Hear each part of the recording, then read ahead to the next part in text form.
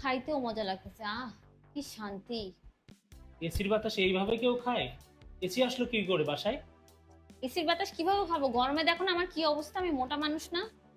AC আমি আনছি। টাকা পাইছো কই তুমি? হ্যাঁ, তুমি এসি আনছো বাসায়? এত টাকার এসি, 1 লাখ টাকার এসি, তুমি টাকা পাইছো কই? আরে তুমি চিন্তা করো কিসের জন্য? আমার মাথায় বুদ্ধি আছে। আমি এটা একটা প্ল্যান করেই আনছি। প্ল্যান? কি প্ল্যানে তুমি এত বড় এসি তুমি নিয়ে আসতে পারলা? আমাকে একটু বলো তো।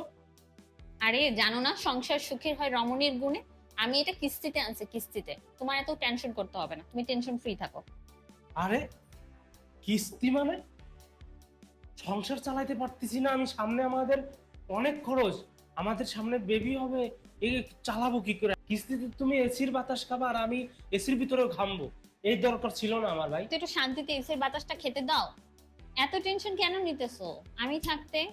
শোনো, তুমি যে আমাকে হাত খরচের টাকা প্রতি মাসে দাও 1,000 করে, ওই টাকাটা জমায় আমার কাছে 5,000 টাকা হয়েছে।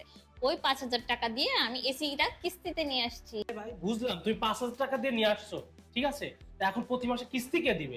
কিস্তির টাকা না দিতে পারলে কোনো সমস্যা নেই। 3 মাস আমরা কিস্তির টাকা দিতে পারবো না, 3 মাস পর হচ্ছে এসি খুলে নিয়ে চলে যাবে। তো কোনো সমস্যা নাই, 1 মাসেই তো আমার 5,000 টাকা উসুল হয়ে যাবে। যে গরম, তুমিও আমার মতো রিল্যাক্সে এখন এসির বাতাস খাও করে। চিল। বিরক্ত করো না তো এখন আমাকে। এসির বাতাস খেতে দাও প্লিজ।